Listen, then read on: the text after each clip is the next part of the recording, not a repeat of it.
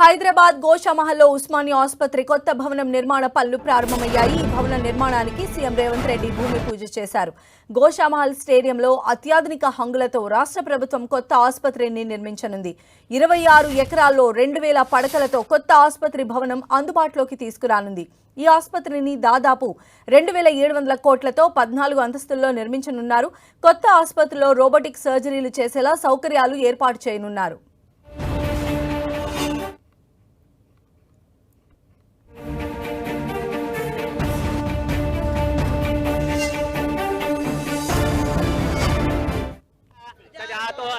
नमः पद्मनाभाय नमः दामोदराय नमः संकर्षणाय नमः औषधे साजा वरुणो ध्रुवं देवो बृहस्पतिः ध्रुवन्त इन्द्रश्चाग्निश्च राष्ट्रं धारय ओम भूमिर्भूम्नाज्जवे प्रसूवरे सदने सत्यायने सीदा समुद्र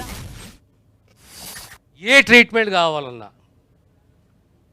first we have to protect the brand Osmania. Next Malupuram ప్రాంతం నుంచి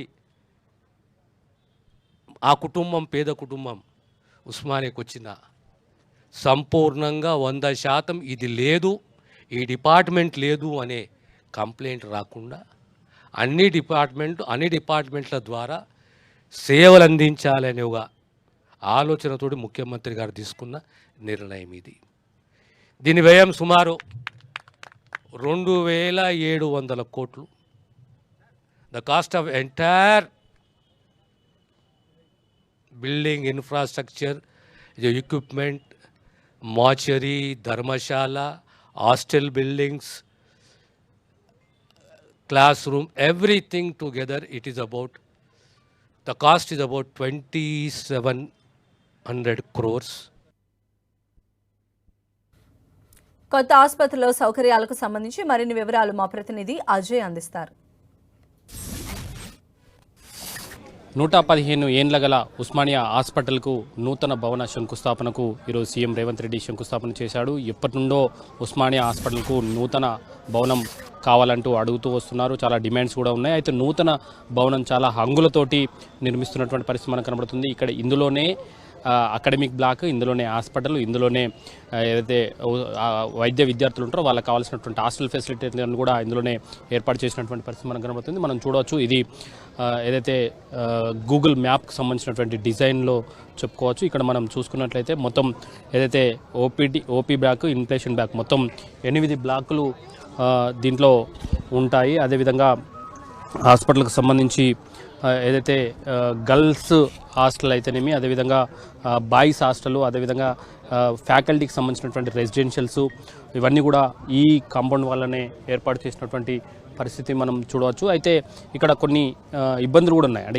ఇక్కడికి రావడానికి కొంత ట్రాఫిక్ జామ్ అవుతుంది, రోడ్లు ఇరుగ్గా ఉంటాయి అంటే కూడా దానికి చేసే విధంగా ఏదైతే స్కై వాక్ల తరహాలోనే ఇక్కడ రోడ్లను కూడా ఏర్పాటు చేస్తున్నట్లయితే ప్రభుత్వం తరపు నుండి కొద్దిసేపటి క్రితమే దామోదర్ రాజనరసింహ కూడా చెప్పడం జరిగింది. మనం బ్లాక్స్ చూసుకున్నట్లయితే హాస్పిటల్ బ్లాక్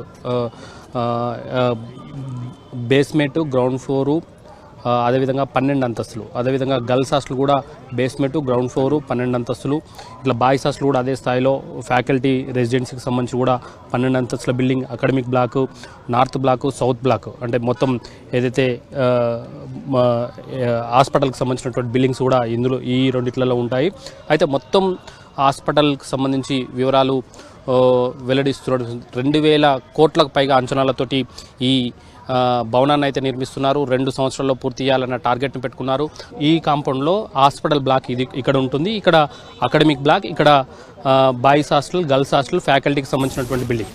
మనం ఇంతకుముందు పాత ఉస్మానియా హాస్పిటల్ చూసుకున్నట్లయితే ఉస్మానియా హాస్పిటల్కును కాలేజీకి దాదాపు 3 నుండి 4 కిలోమీటర్ల దూరం ఉంటుంది. అక్కడికి వైద్య విద్యార్థులు అక్కడ అకాడమిక్ బ్లాక్లో టీచింగ్లో క్లాసులలో అటెండ్ అవుతూ మళ్ళీ ఇక్కడికి రావాల్సి ఉంటుంది. కానీ దానికి భిన్నంగా ఇక్కడైతే ఒకే దగ్గర ఇంటిగ్రేటెడ్గా కావాల్సినటువంటి ఏర్పాట్లను అయితే చేసినటువంటి సందర్భం మనకు కనబడుతుంది. 4 బ్లాక్స్ ఉంటాయి, అటువైపు 4 బ్లాక్స్ ఉంటాయి. ఇది మొత్తం 12 ఫ్లోర్ల బిల్డింగ్ అని చెప్పుకోవచ్చు. ఈ స్థాయిలో ఉస్మానియా హాస్పిటల్ని అయితే డిజైన్ చేసినటువంటి సిచ్యువేషన్ మనం చూసుకోవచ్చు. ఓల్డ్ ఉస్మానియా హాస్పిటల్కును ఇప్పుడు మీరు కన్స్ట్రక్షన్ చేసే దానికి ఉన్నటువంటి డిఫరెన్సెస్ ఏంది? పాత ఉస్మానియా హాస్పిటల్ అనేది ఒకటి, అది మన అందరికీ తెలిసిందే. 1990లో కట్టారు. 100 years ఇది ఉన్నది. అందులో అది నివాస యోగ్యంగా ఉన్న పరిస్థితిలో లేదు. సో అందుకనే లాంగ్ స్టాండింగ్ నుంచి ఈ కళ అనేది ఒకటి డిమాండ్ అనేది వచ్చింది. అది మనకి 13 to 16 acresలో ఉన్నట్లున్నది. ఇప్పుడు ఉన్నది మనకి 26 acres. సో మనం స్థల ప్రకారం చూసుకుంటే దీని స్థలం ఎక్కువ. రెండు, అది 1168 అలాటెడ్ బెడ్స్. ఇప్పుడు ఇది 2000 allotted beds. So bed strength పెరిగింది. మూడవది 22 స్పెషాలిటీస్ సర్వీసెస్ ఇప్పుడున్న ఉస్మానియాలో ఉంటే ఇప్పుడు మనం 8 యాడ్ చేస్తున్నాం. 30 స్పెషాలిటీ సర్వీసెస్ ఉన్నాయి.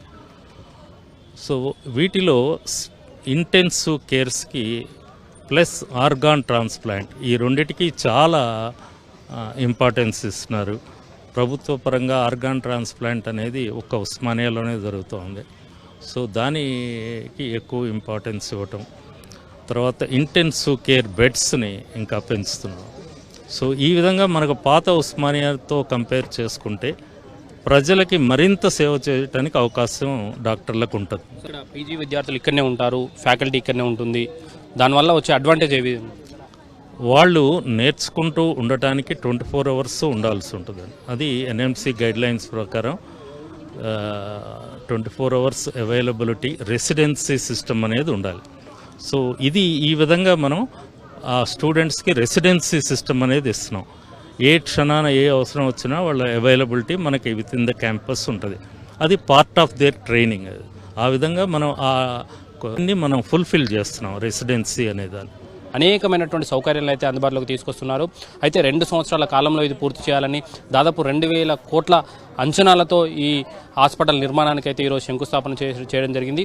మరి ఎప్పటిలోగా కంప్లీట్ చేస్తారో మనది చూడాల్సిన అవసరం అయితే ఉంది. కెమెరామెన్ మనోరంజన్తో అజయ్, 10 TV, హైదరాబాద్.